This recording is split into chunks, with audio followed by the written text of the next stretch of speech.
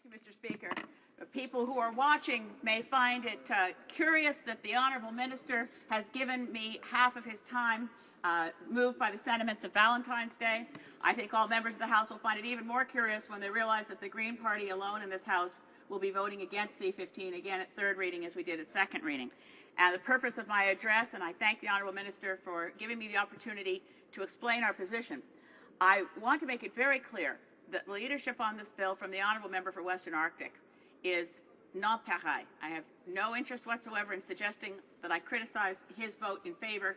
It's a very difficult decision to vote against C-15, and I want to explain why my honourable colleague in the Green Party and I will be doing so. The first part of the bill is unquestionably important, and we would vote for it. In fact, it's long overdue. The devolution of authorities to the Northwest Territories, as the Honourable Minister has just mentioned, it was of great benefit to the Yukon when that territory had its powers vested locally. It's about time that we have devolution of authorities to the Northwest Territories. But the contentious parts of this bill, as the House will now well know, is that C-15, in my view, inexplicably, has jammed down the throats of First Nations fundamental changes to the water and resource boards of that region. And I want to go through some of the history and background on this, Mr. Speaker, just to underscore how deeply shocking this should be to Canadians from coast to coast, whether they live in the Northwest Territories or not. And that's because these are not mere administrative arrangements. They're not the product of a bunch of civil servants figuring out, okay, this is one board, this is two, okay, we're going to consolidate boards, that should be faster. These boards are the product of government-to-government negotiation. These boards are the product of negotiations with the Gwich'in, the Saulteaux, Waykwezi, the whole structure of negotiations, the Tlicho. These boards are the result of government-to-government negotiations in good faith. Now, there is a tremendous, unassailable, and uncontrovertible body of jurisprudence from the Supreme Court of Canada that First Nations rights are inherent in our Constitution, are protected, and that the federal government has a fiduciary responsibility to ensure that those rights are not infringed. So if a government wishes to ignore treaty obligations, unilaterally rewrite agreements that have stood for some time, you'd have to think there was a crisis of some sort to bring this administration to run counter to the law, to ignore the decisions of the Supreme Court in Haida and Delgamuukw, the Marshall case. The cases are really, it's rare in any area of law that you'd have so many cases that all say the same thing. First Nations rights are not a fringe benefit to First Nations. They're fundamental. They are part of our Constitution, and it is the obligation of the Crown to protect those rights, those treaties, and ensure, particularly in cases of resource development, that First Nations are adequately consulted. So that's where I find this particular bill so extremely disappointing. There is no case to be made that there's something wrong with the way the current boards are working. In fact, it's all to the contrary. The evidence from many witnesses before the C-15 committee, the only evidence anyone can find is that if you look at the timeliness and predictability of permit approval through the boards that this Act will unravel, have been more predictable, more timely, and more efficient than other boards of a similar type in the region.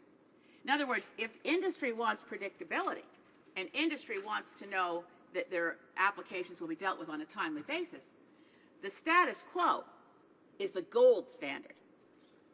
This proposal is the way to unravel something that's working to create an untimely, unpredictable environment for resource applications of all kinds. It also does a fundamental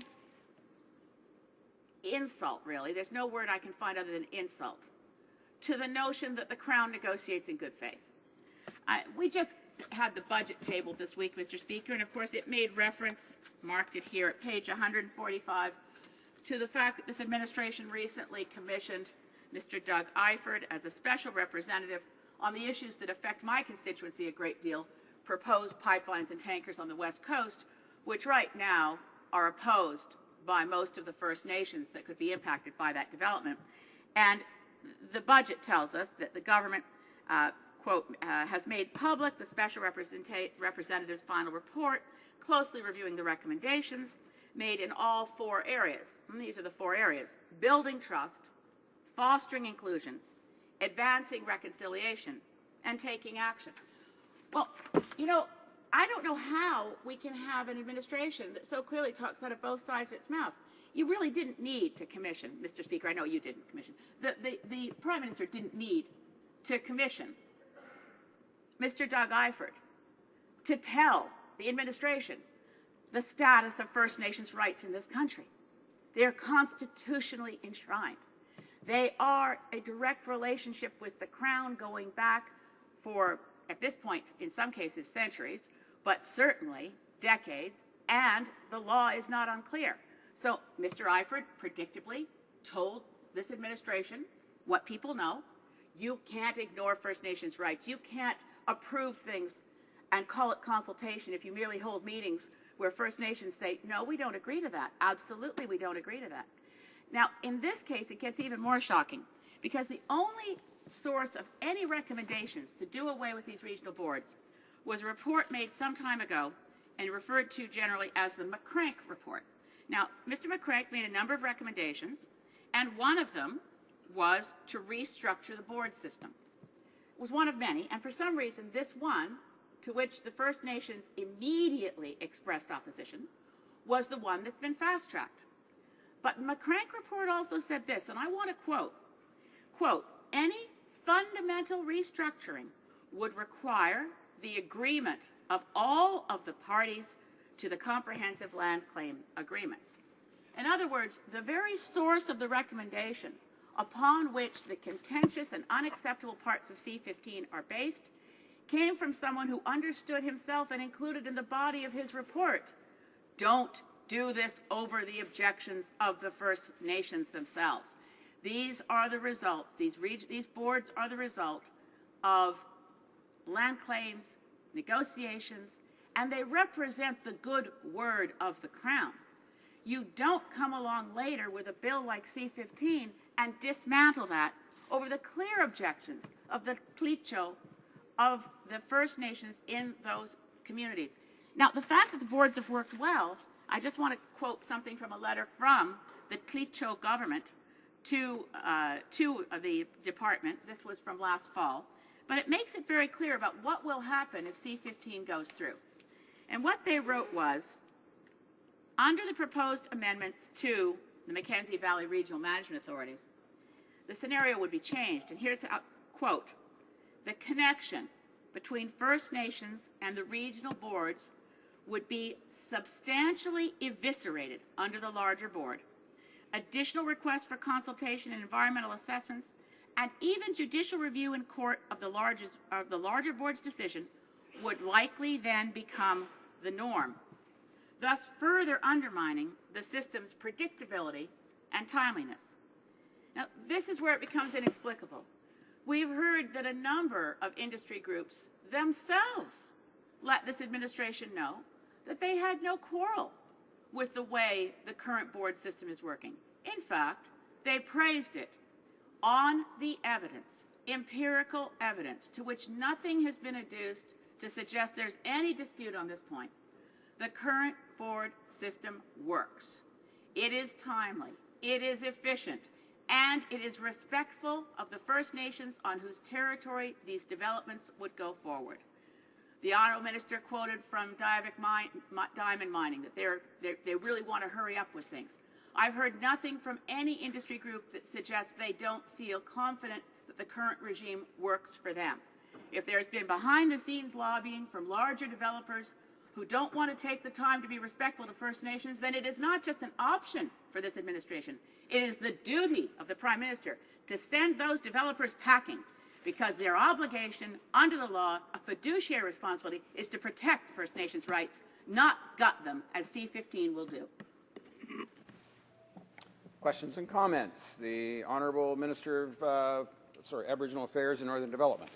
Thank you, Mr. Speaker. I've listened carefully to the honourable member, and I'm really disappointed that, she indicates that she will vote against this historic piece of legislation that will devolve powers and to Northerners living in the territory. But I want to ask her how she can, because I think, she may often be misguided in her statements, but how can she intellectually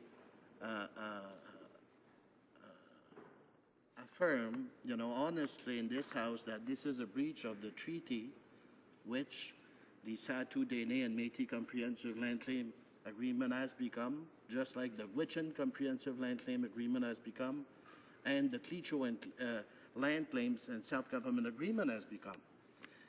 These treaties specifically envisage that very piece of legislation we have here today.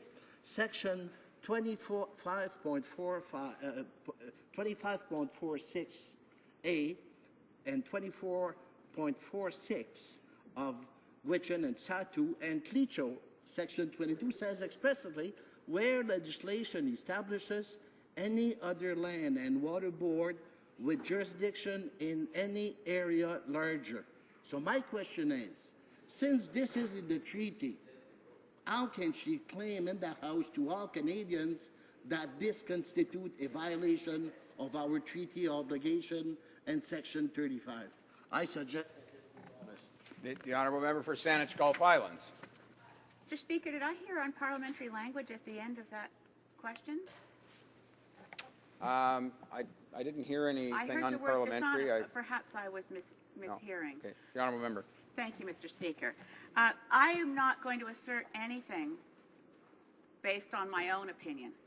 I'm relying here, Mr. Speaker, on the words of the First Nations themselves. And so in answer to the Minister's question, I would ask how he can approve this bill when, in the words of Bertha Rebeska Zoe, her title is Law's Guardian of the Clecho government, and she said this about C-15, quote, "Our input is being ignored. Our interests are not being accommodated, and the changes to the regulatory scheme in the amendments will, if implemented, fundamentally undermine the balance struck in the Clecho agreement about how we will have a say about the most important issue, the use of our lands and the effects of those uses on our way of life," close quote. I look at the words that she has written, Mr. Speaker, and I see a future court case. The accommodation of interests, these are requirements of the law.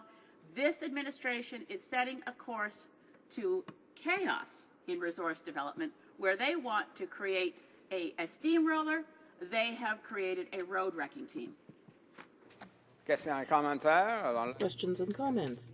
The Honourable Member for Gaspé-Lac-Madeleine. Thank you, Mr. Speaker. I listened to my colleague's speech very carefully. It was very interesting. Of course, this point merits attention. I'd like to put a question to her to follow up on what the Minister proposed. And I think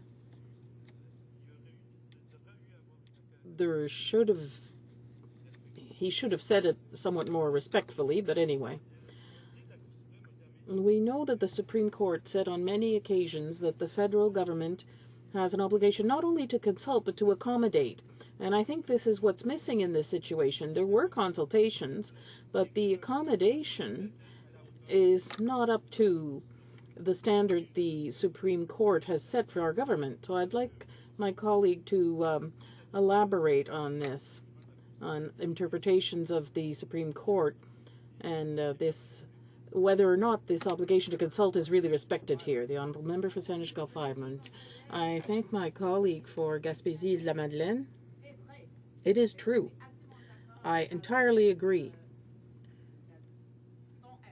with his opinion, because it's quite clear that the Supreme Court demanded that the federal government consult, respect, and accommodate the interests and rights of the First Nations of Canada.